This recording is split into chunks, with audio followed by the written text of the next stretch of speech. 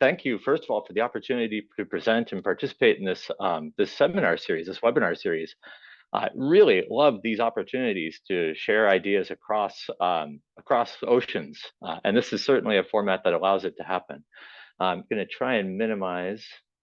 There we go. Okay, so just to give you a little bit of overview for those of you who are not familiar with our research group. What do we do? Where are we coming from? And how did we get into photothermal imaging? We do a lot of work integrating algorithms with instrumentation to really leverage data throughput, high data throughput, and machine learning tools to facilitate imagery construction. But then how do we couple that in with the infrastructure and physical hardware to facilitate that that symbiotic relationship?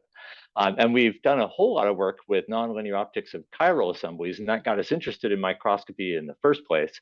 What you're looking at in this little middle image here is a bunch of microcrystals that are grown over the course of several hours. This is actually a 2-day experiment and looking 1 frame per hour, a time lapse. But actually, what I really want to focus on, I shouldn't have even mentioned that because it's not relevant, to be honest, because I really want to focus on the photothermal part because that's what I'm here to chat about. And I've only got 20 minutes. Why do photothermal imaging? We know that fluorescence microscopy, for example, is fantastic at generating high resolution structures where we can tag specific moieties and know where those are in three dimensions. But it doesn't have a whole bunch of chemical information about what's immediately adjacent to that fluorescent label. We only know the chemical information by how specific the label itself is. In contrast, infrared microscopy is very rich in chemical structural information and composition, because in particular in the fingerprint region where you have a high density of very chemically selective features, but because you're imaging with mid-infrared light, you lack high spatial resolution. You just can't focus that IR beam in the mid-IR where you have the greatest chemical selectivity tightly because it's about 10 micron light. So what we are hoping to achieve and have hoped to achieve is the marriage of these two techniques. Can we take the high spatial resolution of fluorescence microscopy, but the chemical selectivity of mid-IR infrared spectroscopy? We're not the first to envision this idea and hope and dream. In fact, photothermal infrared has been around for some time. The general strategy for microscopy with mid-infrared light is that you can't focus the IR light particularly tightly, so it overfills the region where you're probing it, and then you tightly confine a probe beam. If you're relying on optical scattering, then what you're really looking at, it becomes a thermal lens microscopy approach where you're relying on a change in refractive index upon local heating, which is of course the photothermal effect. If you're operating this in a dark field configuration, then you're really looking for a change in the scattering. And that results in some good things and bad things. Among the annoying things when it comes to optical imaging is the point spread function for this refractive index-based approach. If you're doing it in a dark field configuration, which is the most common strategy and has the greatest sensitivity, you end up with a really weird point spread function. If you take and put a point source in the perfect center of the focus and generate a thermal lens, a thermal plume where you have a reduction in refractive index from local heating, you actually have no perturbation to the beam. You have to move that plume either above or below the focal plane in order to maximize the sensitivity of the deflection of the beam. And if you're doing this in a dark field configuration, then you are either detecting the positions above the focal plane or the positions below the focal plane, but you have to decide which one you select. And so you end up with a very long depth of field and a very strange situation in which a perfect focal plane where your probe is centered right at the focus of the point source actually generates a minimum in sensitivity. In contrast, fluorescence has nice 3D sectioning and has a maximum overlap right at the same focal plane for the point absorption. So there are some nice advantages in trying to leverage the cleanliness and tight spatial resolution of fluorescence to couple that in with photothermal microscopy. And it turns out that fluorescence is a pretty darn good thermometer. You can measure a fairly subtle change in fluorescence. A subtle change in fluorescence transduces a fairly significant change in temperature. So, boy, I really phrased that poorly. Let me try saying that one more time. For every change in degree C, you can have up to a couple of percent change in fluorescence. So you have a pretty high sensitivity. Even subtle changes of fluorescence of a few degrees over just a few nanoseconds, over just a few hundred nanometers, can be detected fairly readily by the transient change in fluorescence.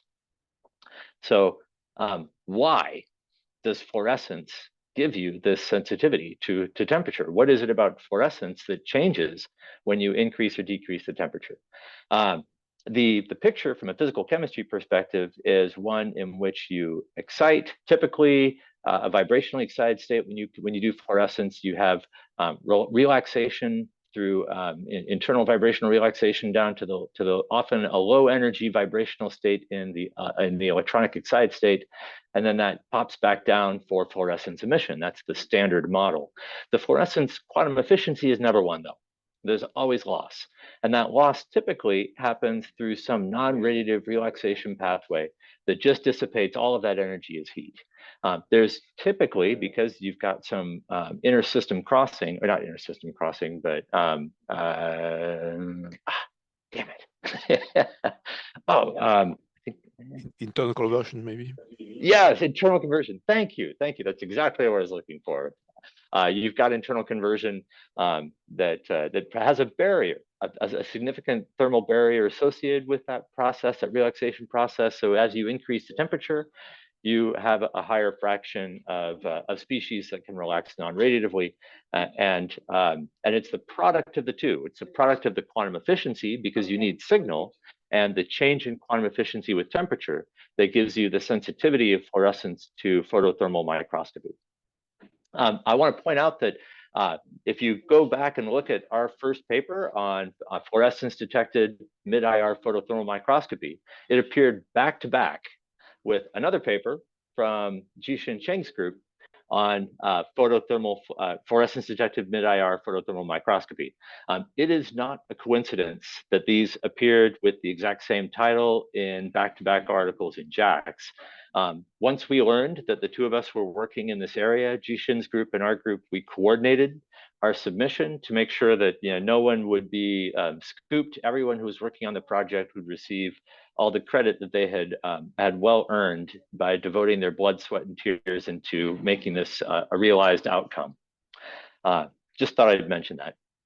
And also to give props to Jixin Cheng's group for also working in this area and making some significant advances in using complementary approaches to doing this. So the strategy that we took was to use initially a PENDAR system that has a quantum cascade laser array. A big advantage here is that you've got a bank of 32 independently addressable lasers that you can turn on and off with random access. So you don't have to scan through one wavelength at a time. You could collect, in principle, an entire spectrum in a single shot. We typically use a pattern, and you'll see, I'll say more about that later on, to take advantage of these individually addressable wavelengths. But we would, in the instrument, we essentially take that output from the quantum cascade laser, overlap it with a visible beam, and turn on and off the IR to do a modulation in the fluorescence that we detect in EPI. I'll say a couple of things here. We do use an ultra-fast laser that we double. So this is, although we're in this case, I'll show results for 1 photon fluorescence. We do have the ability to do 2 photon excited fluorescence as well. And actually, now that I say that, I think that's exactly the results I'm going to show in the interest of time, and I'll skip the 1 photon excitation completely. So with 2 photon excitation, a key advantage is that if you're putting in green light, then green light works with standard off-the-shelf optics. You don't have to do anything special to get the green light through. And yet you can excite transitions that would normally, if it was a 1 photon excitation process, require, oh, thank you. Thank you. It would require UV compatible optics. Now, there's a pretty big Stokes shift associated with excitation and emission. So even though you're exciting transitions that live in the fairly deep UV, the emission is actually in the near UV and also compatible with off-the-shelf visible transmission optics. So we're exciting UV transitions without the need for integrating UV optics. Um, all right. Another big advantage of two-photon UV is that we don't actually have to have a fluorophore present. We can rely on autofluorescence because if you hit things with the UV, pretty much everything fluoresces. And we've done a lot of work with active pharmaceutical ingredients, and these often integrate aromatic moieties within the architecture of the active ingredient. So we're leveraging this native autofluorescence. If you're looking at proteins, then they will obviously often contain, if not almost always contain aromatic groups that generate significant autofluorescence. So by coming in, we no longer have to add a fluorophore. We can rely on this autofluorescence and generate images that provide vibrational selectivity. I'll give you an example where it's been useful. And this is one of our more challenging examples, which is why I thought to highlight it, where we have the same molecule, indomethacin, in a crystalline form, and it turns out it can adopt two different crystalline forms, either the alpha form or the gamma form, depending on the crystallization conditions. And those have different bioavailabilities because they dissolve at different rates. And if you're trying to produce one form but the other is present, you can be off in terms of how you think the body is going to respond to a formulation of indomethacin. So if you have a trace of the undesired form, the question is how low can you go to see the presence of this of the undesired? I think it's the undesired gamma form. Yeah. Let's see. Yeah. So if you are looking at something that has a small amount of alpha form in it, then the pure alpha form, this is the powder X-ray. You can see there's very different peaks present in powder X-ray. It's very good for discriminating between different crystalline forms. It's the gold standard. But it doesn't do particularly well at trace detection. Once you get down to about 1%, it starts to be very difficult to make out these little peaks on this background. And you can zoom in and see them, but even with zooming in, you pretty much they are lost in the noise when you get down to about 0.1%, just too low of a composition. So you can get down to about 1% with powder X-ray. You can get down to about 1% with FTIR for a lot of the same reasons. There's just enough spectral overlap between the two different crystal forms that it becomes difficult to discriminate. But microscopy doesn't suffer from that same limitation because you are doing your evaluation on a per particle basis, not an ensemble average basis. And on a per particle basis, the concentration is 100% gamma form or 100% alpha form. So if we can do the imaging that leverages this spectral masking, then we should be able to assign classifications on a per particle basis, and therefore by chemical imaging, lower the limits of detection for the undesired trace crystal form. And this is a fairly narrow spectral range, just from 1060 to 1180, but it still has enough features in there that we're able to discriminate based on the IR spectra. So if we use these spectra, the question is how do we most efficiently leverage the individually addressable elements in the quantum cascade laser array? We can design two masks that optimally demix the two different components, the gamma form and the alpha form, based on the spectral features in the spectra. And so I won't go through the optimization protocol because I'm looking at the time.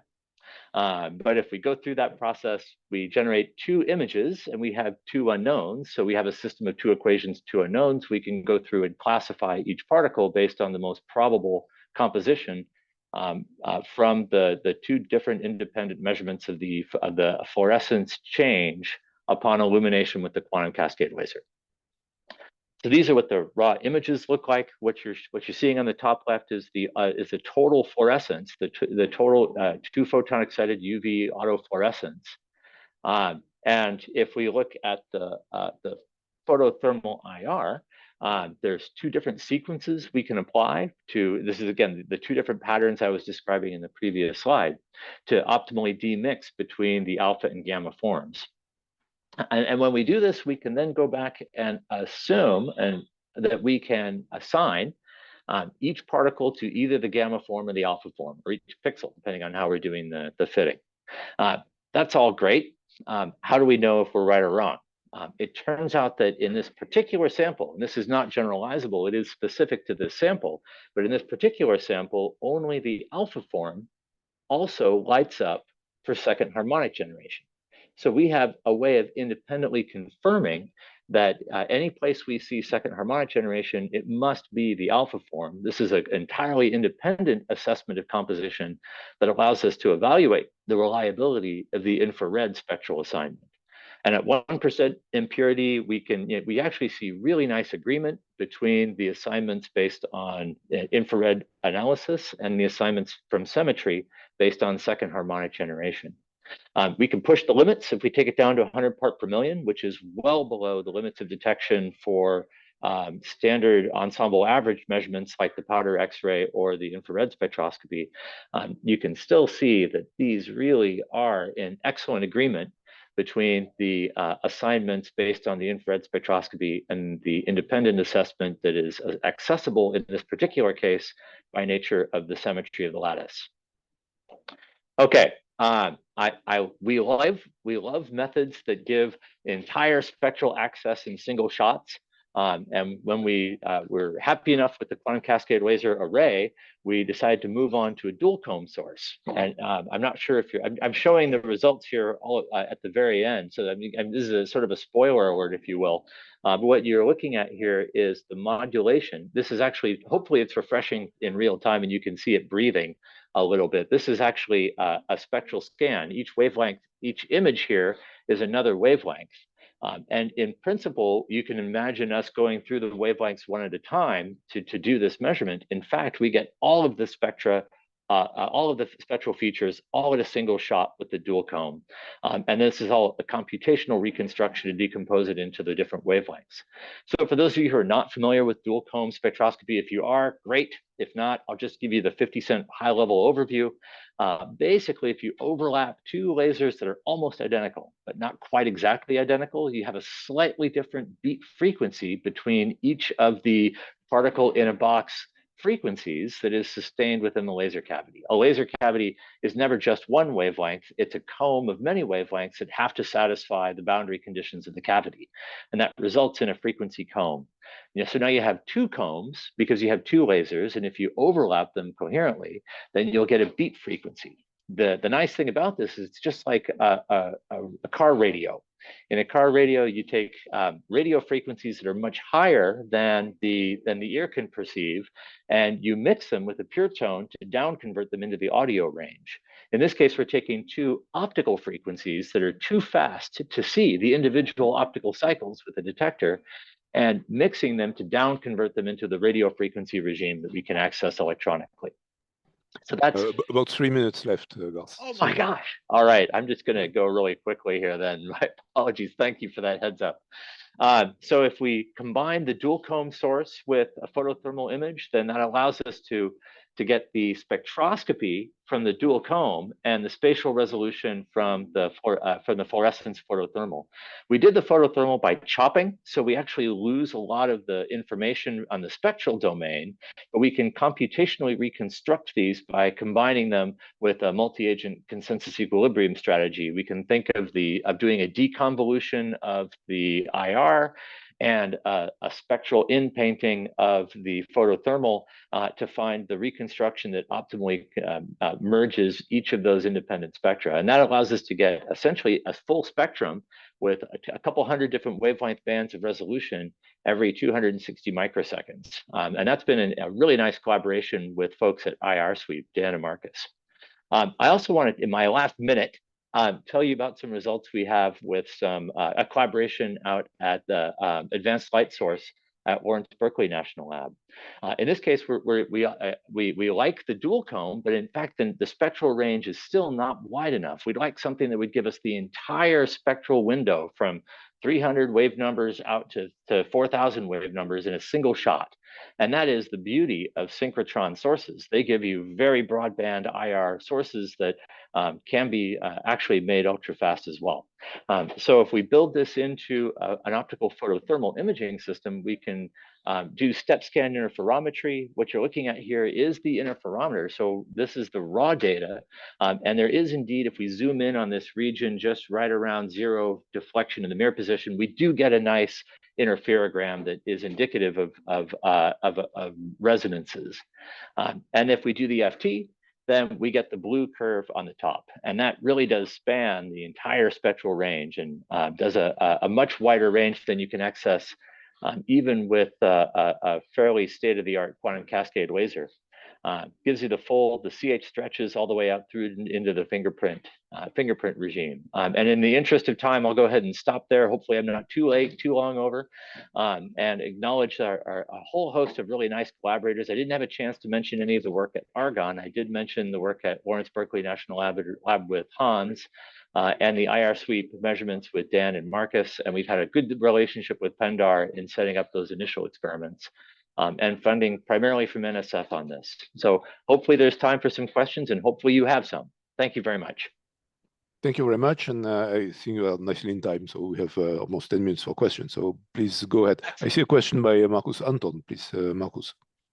Okay, thank you. As I understood, your technique is related to the autofluorescence in the blue or UV range. Does this mean if you are away from proteins or autofluorescent molecules in that range, for example, polyethylene or something like Teflon, the technique is not that sensitive and you need. And the second question, is it useful to introduce something like a dye molecule as a tracer? Yeah, these are great questions. To answer your first question first, if we have something that does not fluoresce, then fluorescence detection won't work. That's the short answer. So it's a great point. Now, in those cases, you can rely on the refractive index-based detection, but we've found that the fluorescence method in side-by-side comparison, if you do have a 404, it gives you about an order of magnitude improvement in sensitivity. And furthermore, it lets you know what you're looking at. So the big advantage is that fluorescence in biological imaging, fluorescence tags are used ubiquitously. And to your second question, that's the point. The point is that people want to know where this 404 is within this body of architecture, and that's the primary objective of doing the fluorescence labeling in the first place.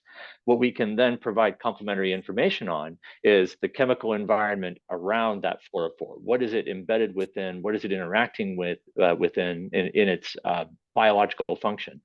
So we see a lot of potential applications as we move toward biological imaging, leveraging the fact that fluorescence labels are absolutely ubiquitous in biology. Hey, thank you. As I don't see any immediate question, I can ask you one. So when I was seeing your nice imaging of different mesomorphs of your molecule, right? I was thinking about chirality. So have you thought of reproducing Pasteur's experiment with tartaric acid crystals of right and left-handed, and separating them in the image by photothermal using circularly polarized light as heating wavelengths? Yeah, you've hit a real sweet spot for me. I think I like to think deeply about chirality, and in particular, spectroscopic measurements of chirality in ordered assemblies.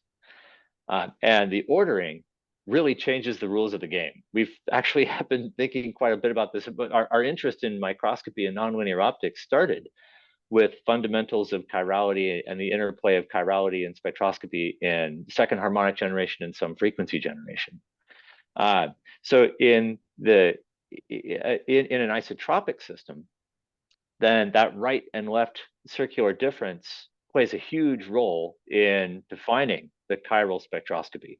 But as soon as you orient something at a surface or have crystals in which you can no longer assume an isotropic distribution of molecules within the focal volume, you do have a much more complicated interpretation of the observables related to chirality.